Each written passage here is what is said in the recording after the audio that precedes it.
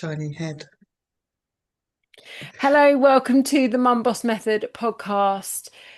We're here for a part two because we knew we needed a part two, didn't we, Talia Yeah, Zamora? we did. It was said at the end, wasn't it? We did realise there's so much to say. I mean, dare I say, there's probably going to be more parts to this. Oh, just an ongoing conversation, I think. So if you listened, did we speak in November? Yeah, it must have been. November. Yeah, Talia and I recorded Menopause and ADHD podcast in November. I can't remember the exact title of it, but I will link it in the show notes. It was a very enlightening conversation. I know so many of you absolutely loved it because I got messages from clients, non-clients. Talia, you shared it and people really resonated with it, didn't mm, they? yeah, Um, and not to embarrass Talia, but something I've said to her privately, but also would like to just say it here, is that our conversation changed my life. mm, Our conversation changed my life. And because all of a sudden I felt, and we're going to talk a lot about this today, felt permission to explore this. I let go of guilt and shame. And actually, since we recorded that and then subsequently saw each other at the Business Women Unlimited Christmas event, I spoke to my husband about it. I've been to the doctors, which was around some other things, but also have then been put forward for an assessment, which I know is not necessary, but I felt was right for me to acknowledge that maybe I could be assessed. And just really researched and gone into some wormholes and black holes and yeah, hyper focus situations. So thank you for changing my life. you're very welcome. It's yeah, it's amazing how far you've come in such a short space of time, and yeah, I love that. I love the fact that you've embraced it, that you haven't kind of thought, no, no, no, that's not me, and I'm gonna kind of ignore this. That Mm, you've actually kind of confronted it head on is fantastic. yeah, So well done you, because it's quite a scary thing to do. it is. Yeah, thank you. Let's start there actually. So I know a lot of women feel quite a lot of guilt and shame around any neurodivergence. Why do we think this is? Because I know I felt it, and I know I almost felt a bit silly Hmm. saying, could this be me? You know, is everyone going to think I'm jumping on this bandwagon? Why do we do this to ourselves? It's a funny one, isn't it? And I suppose it's because we've become more aware, and that awareness is picking up, and especially when it comes to ADHD, people have become a lot more understanding of it and can pick up on the cues. Um, so, and because there's more diagnosis, so the stats are going up, and which is making the length of time to wait for diagnosis with the NHS a lot longer.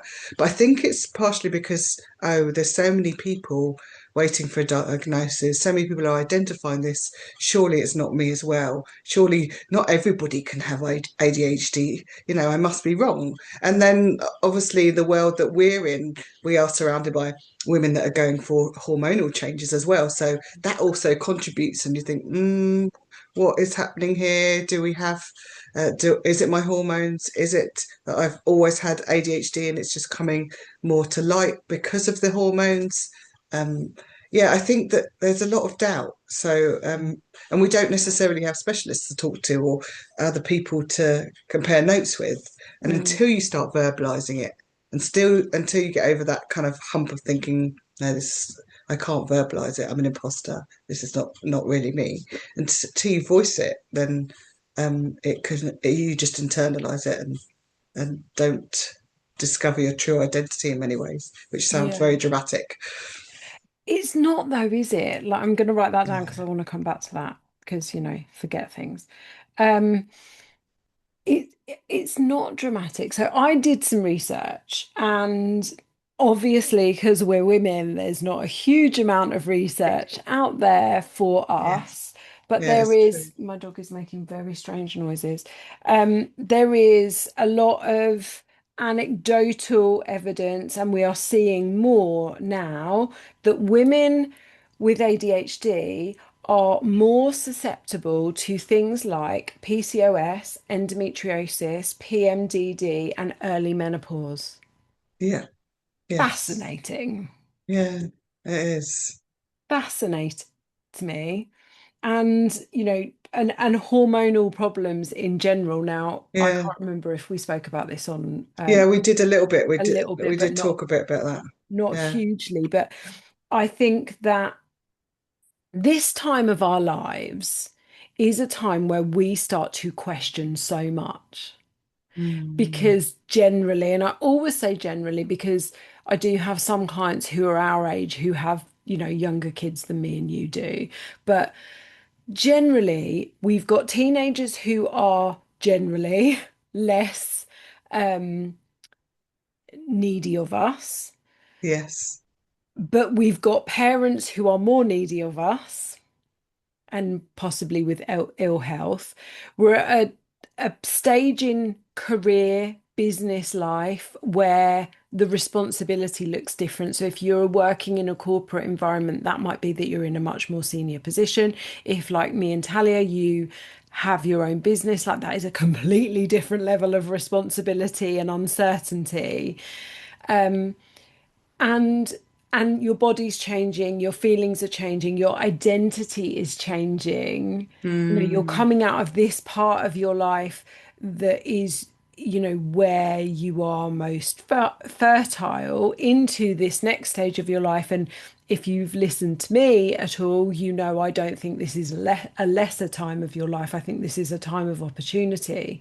However, you're still at this crossroads of, for this amount of time, I've been this to everyone and to myself, and all of a sudden, everything feels a little bit different. So it is no wonder, like you say, we just have all of this guilt and shame and self-doubt and imposter syndrome. And that's how I felt last year. Mm. Just, It's huge. It's a huge amount of change, and yeah, like you say, not everybody's at that stage because of the depending on the age of the children, how much you're needed at home, how much freedom the kids have got, and yourself. So you do go through this change. It's not your empty nest bit. It's that pre pre that, yeah, and all of a sudden maybe you've got a bit more time on your hands, and that you're not doing as much taxiing around, or you're not having to um, have you're not got kids at your feet saying, "I need a snack. I want this. I want that," because they're kind yeah, of fending for themselves a bit more. They're tucking themselves away in their bedroom. So yeah, there's an element of limbo, but then there's an element of self-identity. Think, oh, okay, what now? What about me? What do I want? Um, and then I think through that you start reflecting on your journey.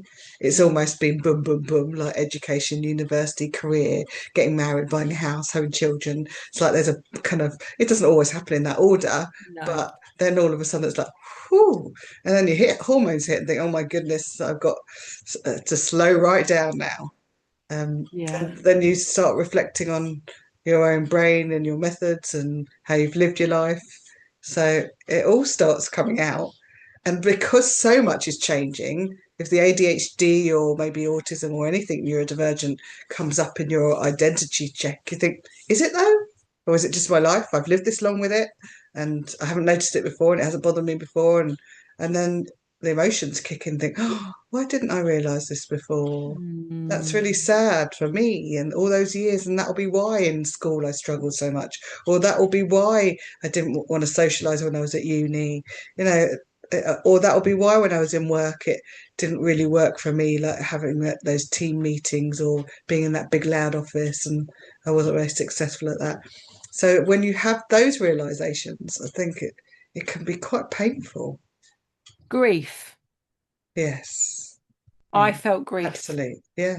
Yeah. And I had that in a really peculiar way because I'd been fighting for years, and use the word fighting loosely, but I was trying to get my son, which turned out to be two sons, diagnosed. And I was on this long journey, not really understanding. I don't know if I mentioned last time that I thought when my son was 18 months, I thought he was dyslexic because I'm dyslexic. So's my mum, so's my dad. I thought, okay, so he's dyslexic too. Just the way he was verbalizing things and Mm. recognition and his behaviours with sounds and things. I didn't know he was autistic, so that was the start of my journey. And then when he went to school, I started picking up on more things. Um, so then eventually realised when he was more like 8, 9 that yes, this is autism. Let's get him diagnosed. You get on that journey of I need a diagnosis, have to wait and finding a doctor, getting support from school, which doesn't often exist, um, and getting the diagnosis and then physically having it. I think, and I was, a lot of the time, and people that run their own businesses will, I'm sure, be able to relate to this because you get this journey and you're up and down. It's never linear, and you get to the end of it and thinking that's what I want, that's what I'm going for. I'm going to feel so much better when I've got it. When I get to the end of this, whether that's like having a client or running a workshop or going to a conference. Once I've done that, it'll be great. And then you get to it and I think there's a huge slump. I think, what's going on? I'm supposed to be elated at this point. It's amazing. I've come to the end of this journey. It's fantastic. So I came to the end of the journey of my son, getting him diagnosed, and little did I didn't quite realise, and it all pieced the puzzle kind of pieced together right at the end. It dawned on me, oh, it's me. That's me as well. Like that whole diagnosis, that was me. And so that then the grief kicked in, and I didn't understand. And there was an element of burnout because it was in COVID as well. So I was trying to juggle being a teacher, which I never really never wanted to be, and wasn't successful at it at all, and running a new business. So, but it really took me a long time to realise, oh, I've really hit a wall here of emotion that Mm. wasn't prepared to identify with, that I wasn't expecting to experience because I thought I was going to be elated that finally I can go to the school and say, look, I was right. This is what I've Yeah, got, and this is how you need to help him. But yeah. yeah, so that was a long-winded way No, around of no, saying I about love that it. grief journey it can hit everybody in different ways. And for me, my grief was not for my childhood me. It was for the me who, for 25 years, maybe. I just had to count how old he was. I get that all the 25 time. years, 20 years in a corporate job was seen as the organized, on time person who knew where everything was and was like had the answer to everything. And all of a sudden I realized you are the most disorganized, organized person I've ever met in my life. And it is no wonder you were so exhausted working in a corporate environment because you had this mask in place that someone identified me as being organized. And from then on, I was like, oh, must be organized to be liked. Like, and that Yeah. mask just But stayed. also, you probably had an internal understanding that you weren't actually that organised. So you put these mechanisms and strategies in place to be organised. Yeah. But for an organised person, that's easy. And for Yeah. somebody who's neurotypical, that's kind of comes with the territory. You just get on with it. But what you were doing was probably 10 times more exhausting than what the average person would be doing in your situation, if that makes sense. So Yes. it's a whirlwind. It is crazy. It is absolutely crazy. And yeah, I always wondered why certain things just never worked for me. And Mm, even, so now I'm like, I don't know why I need to do all of these fantastical systems things. I quite like pen and paper. yeah, I feel like that with kind of CRM database kind of Yeah. stuff. Yeah. It's just, do I really need to do Do I need this? this? Yeah. Well, I No. had a coach for for quite a while at the beginning of my business, that, and I've had other coaches that they go on about, "Oh, if you're on Facebook with people, you have to download the database, you need to get their emails, you need to keep a database and track everybody and who you conversations with." Thinking that's just exhausting. Yeah. How? Why is it really that important? And people go on about, well, you might lose your Facebook community. And okay, well, if I lose it, I'll lose it. Yeah. I'd much rather lose it than try and track it, because that's just that will make me miserable. Yeah, yeah. And one of the things that I really am like playing with my identity now is believing that the right people who want to work with me will come and work with me and come and find me. I don't, obviously we work in business, our businesses are our livelihoods, and but we both really care about what we do. And so keeping like little tracks on people and stuff feels really inauthentic to me. I just don't No, want to do that. it's not. Yeah, if people, yeah, exactly. Like you say, if they want to work with you, they want to work with you, Yeah, and let that just happen naturally. It yeah, doesn't have to be that you're knocking at people's doors constantly. no, It's just, yeah, yeah, it will happen. yeah. Trust the process. In your work that you do with people, do you find that women who maybe get to our age, whether they are neurodivergent or not, like often have this feeling of, I've actually missed my purpose, or I feel like my purpose has changed, or I want my direction to change? Yeah, no, I definitely do. I think so many people that I've met along the way, and there's a lot of women that I see that are potentially neurodivergent or just going through a really massive hormonal kind of uh, switch, you know. So, and you see them and think, they actually stop and think, why am I still being a lawyer? Or why am I still being an accountant? Why did I go down this journey? Like, it was that family pressure, that family expectation, that need Mm, to earn money, that need to have a big house and to live a certain life and be like the Joneses. And I think a lot of people get to that point and think, do I really need to carry on doing this? Like, it mm, feels like a lot, and there's not much joy that comes with it. So I think, yeah, it's amazing how common it is for women of a certain age to start a business. Uh, mm, I mean, I know that there is. I mean, statistically, women starting business straight out of university is really quite unusual. But we've got one in our community who you've met, Rosie, and she's fantastic. And it's lovely to see that she's starting early, and that by the time she gets to our age, she's going to probably have a monopoly of sorts, I'm yeah. sure. But it is unusual to see that. And then you get to the next stage of like maybe 30s, that actually that's a little bit more common, because they're either prepping for motherhood or they're in it. Yeah. And that's when they maybe start a little side hustle while they're on maternity leave, or they actually get into the nitty gritty of running a business. But then it seems to be the numbers even go further up when you get to 40s, Mm, and people, maybe women have kind of got to that point and think, actually, I don't have to do this anymore. no. I can do it a different way. And I think society change. I think COVID had a huge impact on things like that. Because if I think side hustle and what side hustle maybe meant to me in my 30s, it was Avon, Yes, absolutely. you Yeah. know? And I'd like to think that that is not the typical thing that people think of nowadays. But No. actually, I don't know if yeah, I don't know if there are other things that people will think of. I mean, I know there are makeup brands out there that you could get referrals for and things like that. So maybe if you asked a 20-year-old now, what do you think a side hustle is? Yeah. Um, or maybe they'll say, oh, party planning or running kids' parties on the weekends or something like that. They might Yeah. think of as a side hustle. Yeah. But yeah, it'd be interesting to know what Yeah. springs to mind for some people. Yeah, absolutely. Um, One of the things we were talking about before we hit record was that this where do I go now situation. This it's like limbo, isn't it?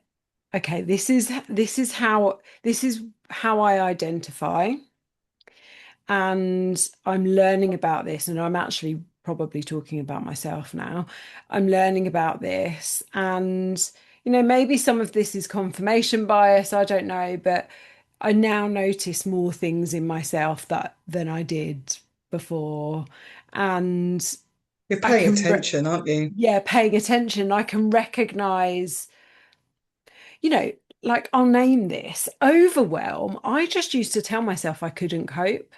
Mm, You just can't cope. You're just not made for business. You can't cope with stuff.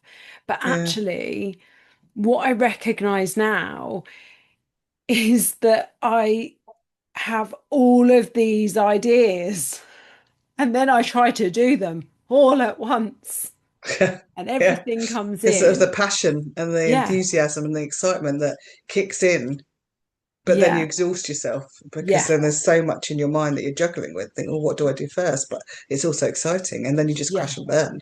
Crash and So burn, paralyzed by which is the next right step to take. yeah, and then you don't want to do anything at all, and you No. end up doing something that really is not important and spending loads of time on it just so you don't have to do the things that you had intended to do. Yeah, that's been my life for the last 4 months. Mm. Yeah. Um, but is what is the what do I do next for people, for women, who, and it is right to say so many women. So how old were you when you were diagnosed? See, I've never formally been diagnosed. I've had Ah, a pre-screening.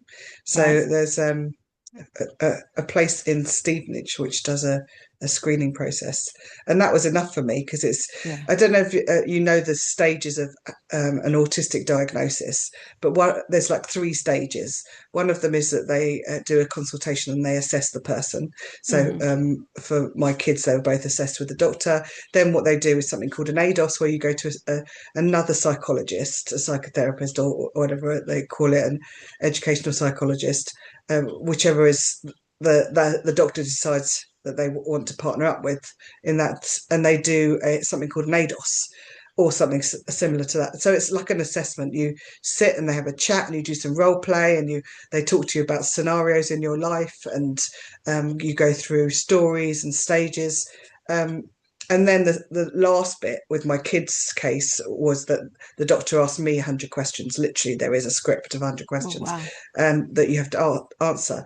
So, and it's really helpful to have other people that can reflect on your life and give opinions on your life in the part of this process. So one of the reasons why I have never gone for a full diagnosis is because I thought, okay, I'm past the imposter syndrome. I don't feel like I need it. Although when I'm talking to people that are neurotypical, I feel like I need it. And I'm talking to people that are not neurotypical, I can be open and it doesn't Yeah. matter. I don't need an official diagnosis. But I got this screening. I thought that's permission enough. They've Yeah. said to me at the end, this is what we recommend. One of the recommendations was to go and get a full autistic diagnosis and take this to the GP, this report. But I just thought, why do I need to sit in a queue of 2, 3, 4, 5 years to have this? By this point, I'd already been to so many different courses because of my kids and then started Yeah. training as a neurodivergent coach. Just thought, well, I don't need to. I could write the page myself. Yeah. I mean, the reflection from somebody else is very useful to have somebody to reflect back on who you are and what you do and why you do certain things. But then I'm surrounded by so many other women that are neurodivergent that actually I feel like I know a lot anyway. So Yeah. yeah, I've got this what I would call like an ADOS, the equivalent of Yeah. an ADOS. And then part of what I was going to say before, so that I didn't go through with the full diagnosis, the length of time, the need not to be have that permission, but also because I didn't feel like my dad would be able to help me because you kind of need a parent kind of person. Because he's also autistic and doesn't know that about himself, and hopefully he won't ever listen to this. And then my mum passed away 4 years ago, so she couldn't give me that reflection and answer those certain questions. And yeah, my only other person, I've got two sisters, so one of my sisters were very close, so she could, but she's younger, so it feels like maybe she's the baby of the family. I don't know if she'll see it. So yeah, it just made me think. You know what? Yeah. This is enough. I've got Yeah. I've got that tick from somebody Lovely. professional. So yeah, if you ever want a pre-screening, it's a lot quicker than waiting for a diagnosis. Yeah, yeah, So it's quite a nice way to think, okay, I've got permission here. yeah. There's so many women of our age are being diagnosed late in like late 30s and 40s and stuff. So it's, and for all the reasons that we've already talked about, in this being such a crossroads point of life, it does really open up this, where do I go? Who am I? What what's my true identity? And something that I find really comforting here is, I don't think I always find it comforting. When I'm overthinking at 3:30 a.m. in the morning, I don't find it comforting, but Mm, is it's almost fun and an opportunity to now explore ways of working and living and being that are going to work for me. yeah, yeah, absolutely. Yeah, I totally get what you're saying because it's almost exciting, isn't it? It's like, oh, that'll be why, and yes, that's fantastic, and yeah, I'm going to really like that because I've actually identified that's something that lights me up, that I feel joyful about, instead of Mm. doing the things that you've constantly done throughout your life and haven't liked. Even down to like going to big supermarkets, for instance. I'm not a Oh, big fan of going to big supermarkets. The overwhelm, the overstimulation, the fact that you end up buying so many things that you didn't actually want, and then that's the opposite of a dopamine hit. Whereas my husband loves it. Um, yeah, he wants me to go with him, but it's like, no, you go do that on your own. You go and spend the money and plan the meals. But when you start realizing, oh, I don't enjoy that, and it's okay. It's okay not to do it. yeah, Like I could do things in a different way, and nurture the things that you do love to do. yeah. And we talked about before, again, before we hit record, like boundaries are so important, I think, in neurodivergence because it and I'm really of the belief, I'd be interested in your take on this, that you set a boundary for yourself. And I think you need to accept that if someone crosses that boundary, you've either let them or you've not clearly explained the boundary to begin with. Yeah, Like, you can't, I don't think you can constantly say someone is crossing my boundary, because no, I like because think you, it's our boundary. yeah, yeah. So if nobody can see the boundary and we're not letting them know it's there, then yeah, of course they're going to cross it. But this has been so refreshing for me that I now see, and I don't know why. I don't know why it took our conversation for me to see this, that I can set so many more boundaries for myself. And as long as I communicate those to other people, Yeah, yeah, that's okay. yeah. And they've got to be realistic, though. That's Yeah. the Oh, other thing. yeah. Sometimes we don't set realistic boundaries. So, for instance, if you've got back-to-back meetings during the day, and then somebody says, "Oh, do you want to come out tonight and let's go for dinner?" and you just say yes because it lights you up, you're excited, you're going to see somebody you haven't seen for a while, and then you get to the end of the day and think, "I haven't really been realistic about this. I am exhausted," Hmm. and to pick myself up, maybe go and have a shower and get changed and go out, especially if it's winter like it is at the moment. It's just like, oh, I couldn't think of anything worse No. because I haven't had time to kind of regulate and to rest and to reset before going out. Yeah. So yeah, it's really important to be realistic about them and not set your bring your boundaries in, like Yeah. really. So going back to what you're saying about other people crossing your boundaries, it is very much about us being strong with the boundaries that we're setting for ourselves. And it's not really about the other people. It's just voicing that actually, no, I'm not available tonight, but actually I can do Wednesday, I can do Thursday. I've got so much more time then. Yeah. Yeah.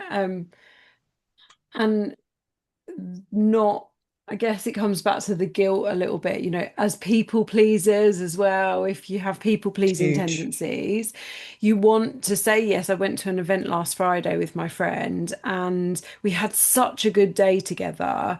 And she said, "Oh, do you fancy a glass of wine on the way home? And I said, well, I'm not drinking at the moment, but we can debrief and I'll have a fizzy water. And and then it kind of got to about 3 o'clock, and I was like, I can't. Just can't. I need to go home. I'm so tired. Like I'd taken on Mm, information all day and I felt so guilty. But again, she's at a different stage of life to me. She's got two small children. If she'd got home at the time we were going to get home, it would have been right in the middle of dinner and bath time. And she wanted to decompress. Whereas I can walk in here and both my boys are like, had a good day? Yeah, had a good day. And it's just chill. mm, I'm not run at. It's not, yes, yes, we're at different stages of our life. And I still felt that guilt. And I was really, I had to have a really internal conversation with myself about, you know, needing that time to reset because it was a Friday as well. And I am really trying to make sure that I use my weekend and my evening time for my family and to connect with my husband. And, we're both busy, we both run businesses, and, mm, Charlie is busy playing football and doing all sorts. And so I'm really keen that I protect that time as well. But I think 6 months ago I just would have said yes and sat there looking at yeah, my watch.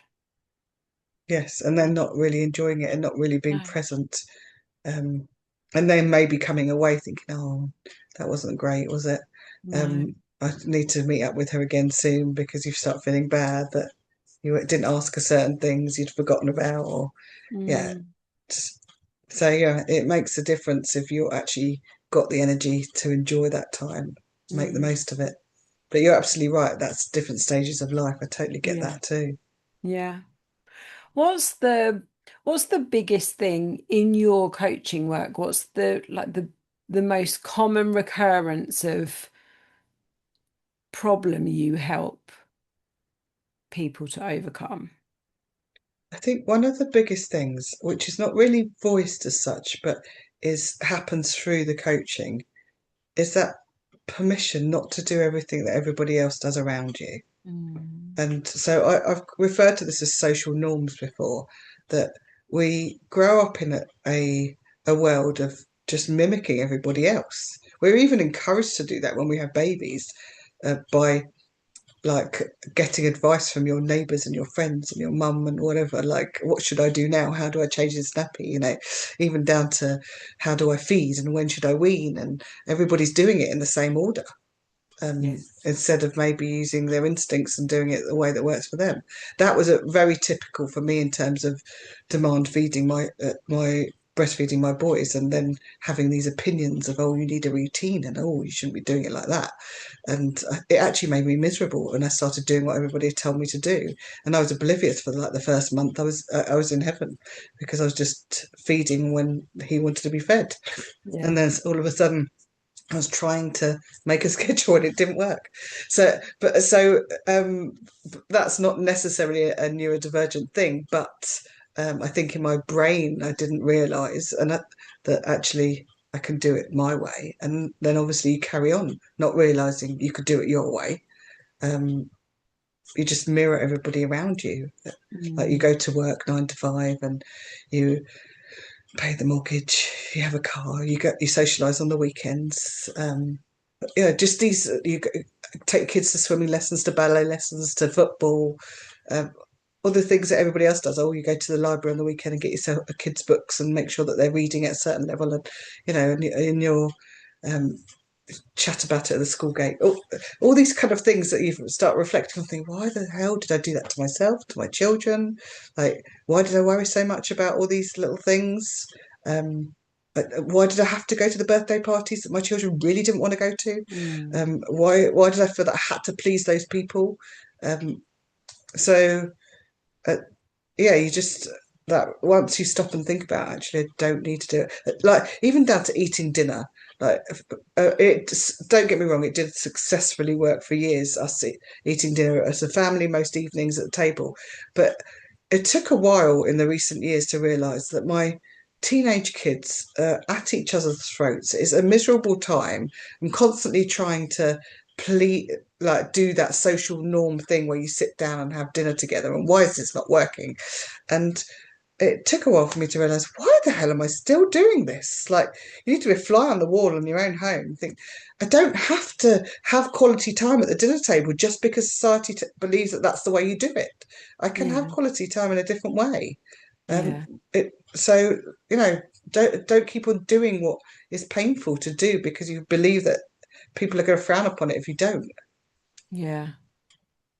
That's so powerful, isn't it? Also, I love this, like, be a fly on the wall.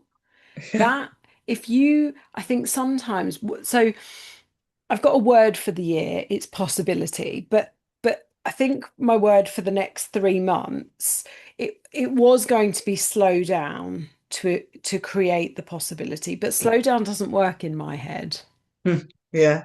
You want Um, to be busy. It's very hard to slow down if you've got a busy yeah, mind. You need to fill it. So, yeah. So instead, I'm using the word intention. mm, So do great. things intentionally. And what that's encouraged me to do is be the fly on the wall. So I'll give you an example. I've got next to me here, there's an exercise bike, and which just means I don't have to drive to the gym every time I want to do a bit of cardio or go for a run. And the other day I caught myself on the exercise bike on my phone trying to answer client messages. Now, Yeah. that's because I'm trying to multitask and I'm busy and I'm trying to get lots done and make the most of my time. But actually, one, I nearly face planted the bike. Oh, Um, and I value my teeth. yeah. Uh, but two, are my clients getting the best responses from me whilst I'm on a bike? No. And also, am I getting the best workout? No. So it But there really is that mental challenge, though. There is that. don't fall off. Well, I mean, as in the that we thrive on that multitasking. I Mm. know it sounds ridiculous, but it's very hard just to do one thing. Yeah, So I struggle when I'm doing yoga just to do one thing. yeah, So, and I want to, in my mind, I want to utilize my time. Like, what else can I be doing right now? yeah, And I'm then by the time, like halfway through the hour, I'm like, oh, come on, time. I need to get on with other stuff. yeah, So I can understand exactly why you're doing it that way. And I probably would do the same. Like, even if the multitasking means that you're listening to a podcast you've been meaning to listen to, or watching a program that you haven't got round to watching yet, it doesn't necessarily have to be replying to emails, but no. I feel a lot more productive if I'm doing two things at once. So that was my decision that it's okay to catch up on a podcast or a program while I'm on my bike because I don't always do a class. Sometimes I'm just cycling, but it's not okay to do things that actually require me to really be thinking about. Yeah, Watching an episode of Schitt's Creek while I'm cycling is fine. fun. Yeah, but I find that's a good incentive. So I walk my dog for at least an hour every day. And part of the incentive is, oh, I want to listen to that podcast that Yeah, came out yesterday. Oh, I want to listen to another chapter of my book. And that's a great thing to do. So even with cleaning and cooking, if I get to put my headphones in at the same time, it's a really nice incentive and I'm yeah, multitasking. And if yeah. I don't have my headphones around, I'm like, oh, no, I'm wasting time here. Yeah. I could be listening. And with what I do, like that, talking about that incentive and that motivation and almost like that reward, because we're so used to rewarding ourselves with food, actually Mm. doing that is, I'm listening to a great book at the minute. It's not a Tell me what fiction it book. is, because I always like recommendations. It's Breaking the Habit of Being You by Dr. Joe Ooh. Dispenza. Yes, I've listened to um, one of his books, but not that one. I don't think it's that one. Atomic something was it? Did he write? Or Atomic Habits was James Clear. no, that yes, that's not him. I've listened to another one by Joe. I can't remember the name of it Yeah, now. I think he's got a couple, but Yes. I really like it. And I found I don't always work with audiobooks. Sometimes I can't. Fiction, fine, but sometimes with more personal development books, I find I actually need to be able to write something down. But this Yes. one I found really digestible. And actually, I've been really looking forward to walking the dog or getting in the car to listen to it because I've got into it.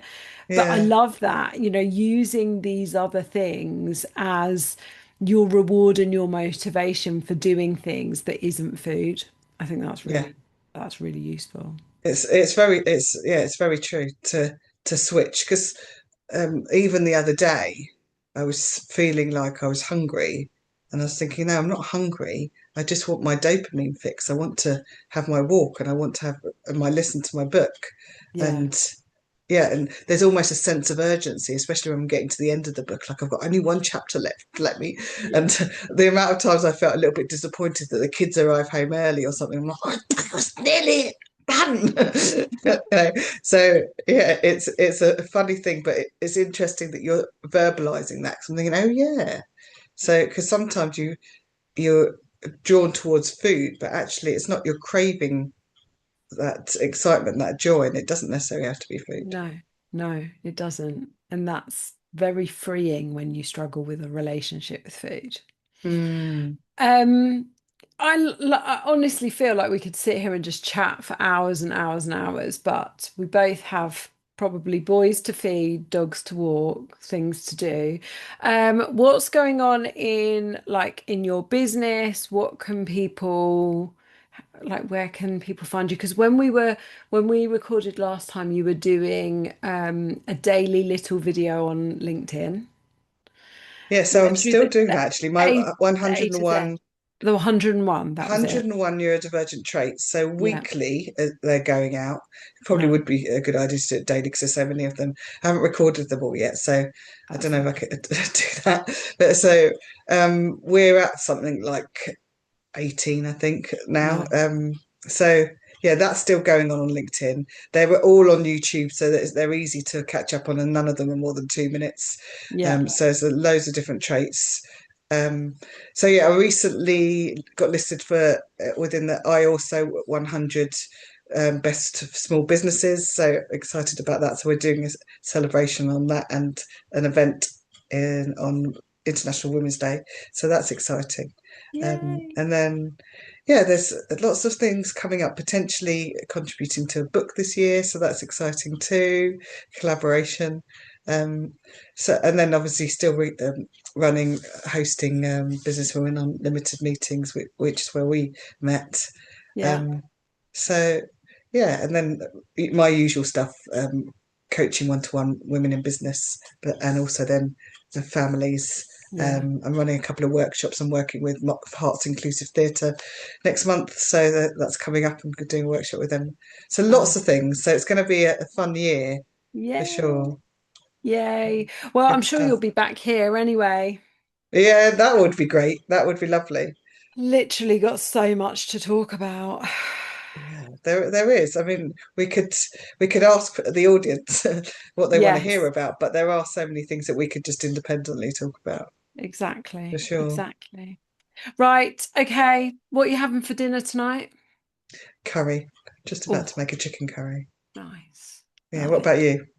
Um, so I'm having chicken, veg, and I'm making my son, because he's not very well, a giant Yorkshire pudding with a mini Oh, roast dinner inside it. oh, how lovely. Oh, that's Swimming love in that is. gravy. Oh, how lovely. Swimming He's in lucky to gravy. have you. Well, I know. Right. This has been awesome. Thank Thank you you. so much. Oh, it Everyone, has check those been show great. notes. Go find Talia for me. And yeah, I will see you Thanks for next having me. week. You're Yeah. welcome. You're welcome. Take care. Bye. Bye.